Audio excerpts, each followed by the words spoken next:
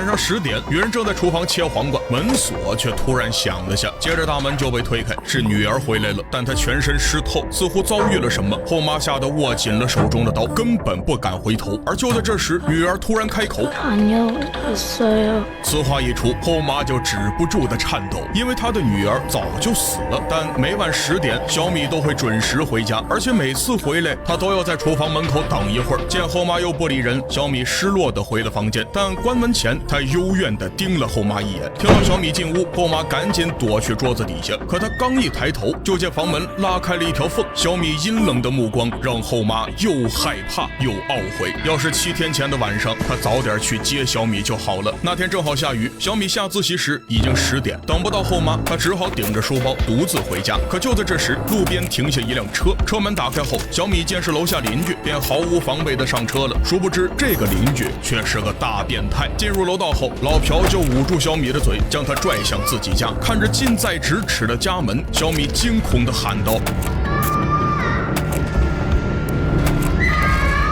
与此同时，正冒雨赶去接小米的后妈突然心中一慌，然后就发生了车祸。殊不知此刻小米已经被老朴绑了起来，她吓得连连求饶，老朴却露出一抹残忍的微笑。他订了份披萨作为小米行刑的仪式感，硬逼她吃了下去。然后老朴就穿上围裙，用榔头将小米砸死，并将尸块装进行李箱。隔天箱子就被发现，还上了新闻，但警方就是没有一丝线索，这让老朴成就感十足。他每隔10天杀一人，小米已经是第6个受害者。但新闻中的红色行李箱却引起了箱包店老板的注意。有个戴帽子的男人已经连续买过6次，而且他买走箱子的第2天就会发生抛尸案。老板拿出手机想要报警，妻子却让他少管闲事，免得影响店里生意。老板想想也是，便就此作罢。与此同时，外卖小哥也想到一个重要信息：附近小区有个男人，他总是每隔10天订一次披萨，而他订披萨的日期恰好是每次抛尸的前一晚。但小哥每天太忙了，很快就忘了这事儿，2条重要的线索就这么搁浅了。而另一边，自从确定小米死亡，后妈就惶恐不安。小米一回来，她就拿上十字架躲去桌子下面。可就在这时，门锁再次被拧开，看到进来的人是丈夫，后妈立马松了一口气。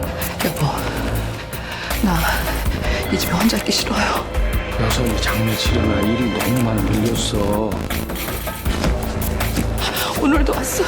看着惊恐万分的妻子，丈夫立马暴躁起来，他一把推开小米的房门，里面什么也没有。后妈一脸不可置信，她明明看到小米进去了。 어떻게 엄마라는 사람이 나를 무서워할 수가 있어. 난 꿈에서라도 좋으니까 우리 여성이 다시 볼 수 있었으면 좋겠어.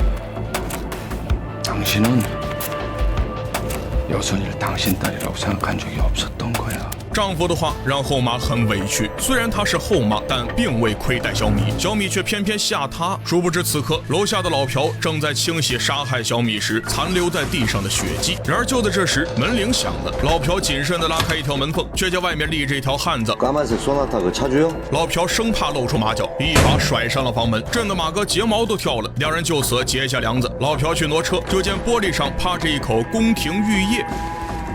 어이, 이거 침, 이거 당신이 한 거요? 老朴口气不善，明显是想挑事，但马哥从不怕事，他当即就奔过来又赏一口。看着马哥的大花臂，老朴知道碰到社会人了，立马怂得像个孙子。但马哥却注意到老朴的肱二头肌上有着6条整齐的刀疤。马哥探究的目光盯得老朴心虚不已，他赶紧拉下袖子开车离开。殊不知他是每杀一个人就划下一条勋功章。马哥的鄙视，老朴记下了。与此同时，环卫工发现一袋没有分类的垃圾，里面散发着腐肉的臭味，连乌鸦都引来了。幸好垃圾袋上有外卖地址，正是老朴家。环卫工气愤地找了过去，刚被马哥呲了的老朴正在气头上。再次听到敲门声后，他很是暴躁，结果却见环卫工把垃圾倒在门口，赫然出现的正是小米的校服，上面血迹斑斑。环卫工立马意识到什么，可就在这时，老朴目光一凶，已经举起了榔头。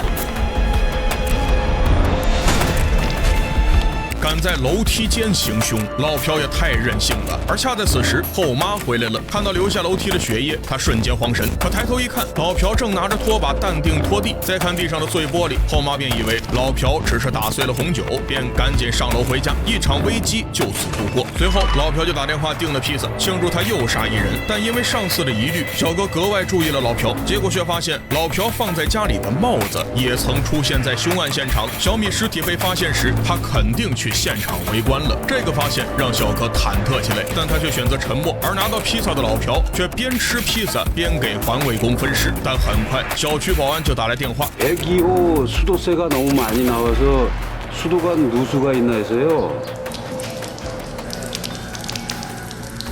突然响起了敲门声，让老朴有点惊慌。他赶紧将手机丢在桌上去开门，结果手机却因为来电震动滑进了装尸体的行李箱。而老朴刚开门就听到一道熟悉的声音，他吓得立马缩回屋里。10天前被他分尸的小米居然好端端的回家了，这让老朴万分恐惧。他赶紧把来不及剁碎的肉块塞进冰箱，打算过几天再处理。可就在这时，保安来查水管了。老朴特别来气，他犯案多起，一直都很顺的，可今天却各种被打扰。于是他冷冷的拒绝保安。 누수 없어요, 우리 집.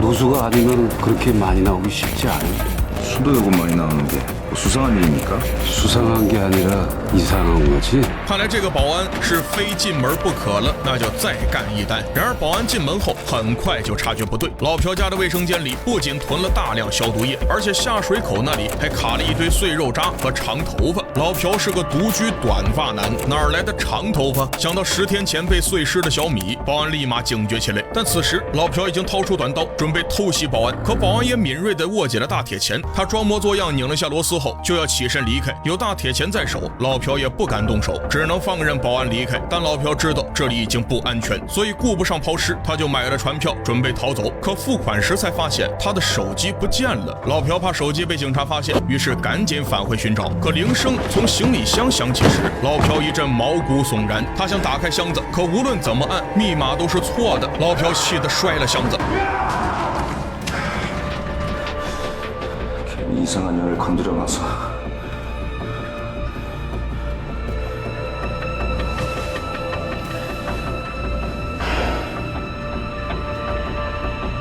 그래 이번에 정리하고 배 타자 不过这次老朴不再粗暴出手，而是要布个大局，让马哥背锅。因为马哥实在太可恨了，老朴每占道停车一次，马哥就非教育他不可。在绝对的实力面前，老朴只有挨打的份儿。但出来混，笑到最后才是赢。随后，老朴就借用香包店老板的手机给马哥打了个骚扰电话。马哥看到陌生号码后，立马回拨了下。如此一来，两人就有了通话记录。老朴把老板的手机扔在店里后，就绑架了老板。警方循着手机上的最后通话，迅速锁定马哥，将他抓走了。老朴开心地订了份披萨，准备今晚将老板分尸，再栽赃给马哥。可小哥送完披萨，却发现刚收到的钱上满是鲜血。小哥赶紧趴到老朴家窗外，想看看里面发生了什么。可他刚偷窥一眼，老朴就有所察觉。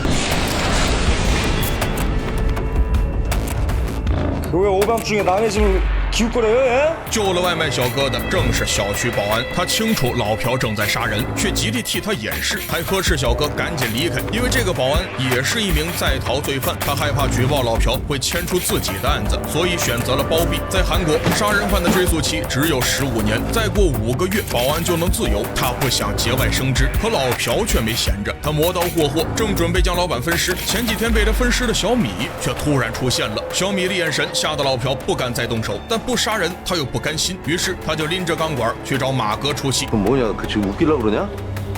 죽여봐 이 등신아. 네가 사람을 죽여본 적이나 있냐? 맨날 말로만 떠드는 새끼가 나는 말로 안 해.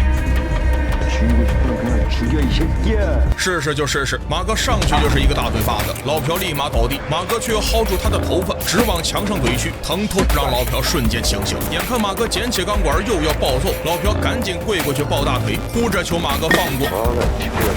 马哥啐了老朴一口后，就大咧咧的离开，老朴却阴恻恻的笑了。回家后，他就把钢管做成铁锨，一把只有马哥指纹的埋尸工具就诞生了。老朴又拿出环卫工的手机，把马哥的的唾液蹭了上去，然后丢进了行李箱，而行李箱中装的正是被分尸的环卫工。做好这一切后，老朴就抛尸了。此时的马哥正因为老板失踪案被审讯，虽然他有不在场证明，但那通电话却无从解释。警方认为马哥故意隐瞒，便采集了他的指纹。结果就在这时，警方又发现了清洁工的尸体，工具上的指纹更是与马哥吻合。困扰警方多日的绑架碎尸案顺理成章安到了马哥头上。马哥纯大冤种了，但老朴为了让案件更加扑朔迷离，他准备再杀个女孩，而这个女孩就是居委会主任的女儿秀妍。她乖巧可爱，小区很多人都认识她，更能引起轰动。于是秀妍去学校时，老朴就偷偷跟在了后面。这一幕引起了保安的注意。居委会晚上10点有个会，妈妈没法去接秀妍，保安心里很不安，便打算去接秀妍。结果半路听到播报说10日杀人犯刚刚被捕，保安以为老朴被抓，殊不知被抓走的其实是马哥。马哥虽然一脸蒙圈，但所有证据都指向他。马哥回忆一圈后才反应过来，他被老朴阴了。而老朴出门后，老板就开始自救，他想用舌尖打开密码锁，用环卫工的手机报警。不得不说，掌握一项硬核技能，关键时刻是能救命的。成功开锁后，老板就拼尽全力撞烂凳子，然后腾出双手够到手机。结果他刚拨通最近联系人的电话，手机就关机了。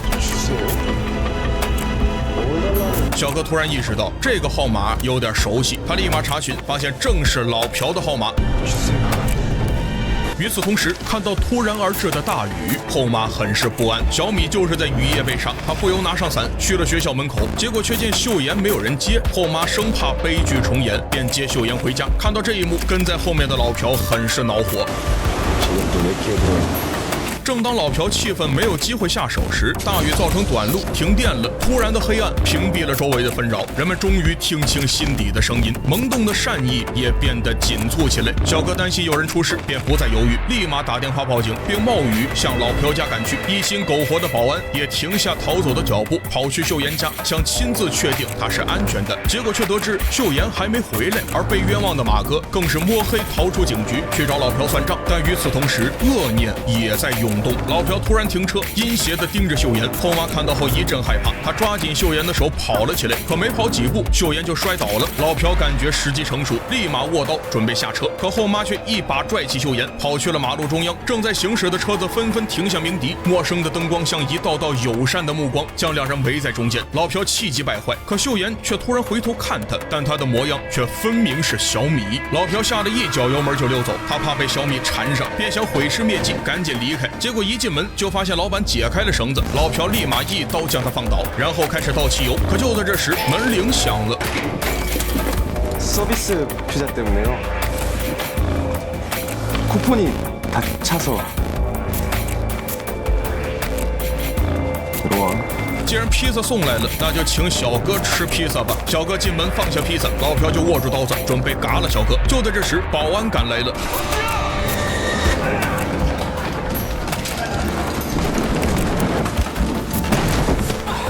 保安手里只有一把钳子，不但没能一招制敌，还激怒了老朴。然而楼下却传来铿锵有力的脚步声，一步步直往老朴心上踩。令他恐惧的马哥来了，敢让他背锅，老朴真是皮痒了。就在马哥出手时，店里恢复了，领了马哥几个铁拳后，保安奔过来询问秀妍的下落，老朴却故意误导。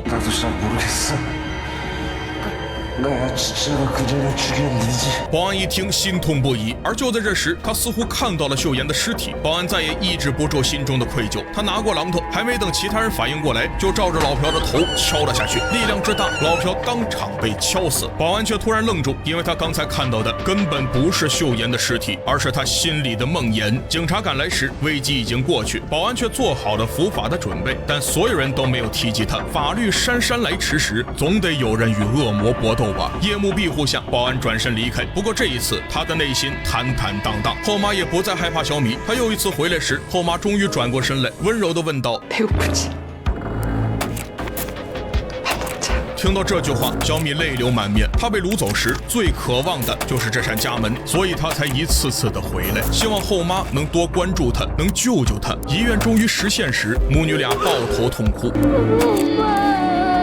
心愿了却的小米再也没有来过，小区也恢复了平静，平凡的人继续着他们平凡的生活，但人心制造出的黑暗中依然有恶狼在蛰伏。如果深夜的马路上你害怕一个人行走，想要一款适合自己的车型，那就上懂车帝 APP， 超多品牌精准报价，轻松对比各类车型的参数配置，还能查看真实的汽车销量排名，哪款车子更具性价比，全都一目了然。也许某个深夜，你的车子也会亮起善意的光芒，让需要的人借光逢生。虽然在这个过程中，我们会多次踟蹰，多次权衡，但因为善良，我们终将聚拢；因为释放光明的也是人心。纵使黑云压城，太阳依旧在云端。好了，今天的故事就到这里，我是小班，咱们下期见。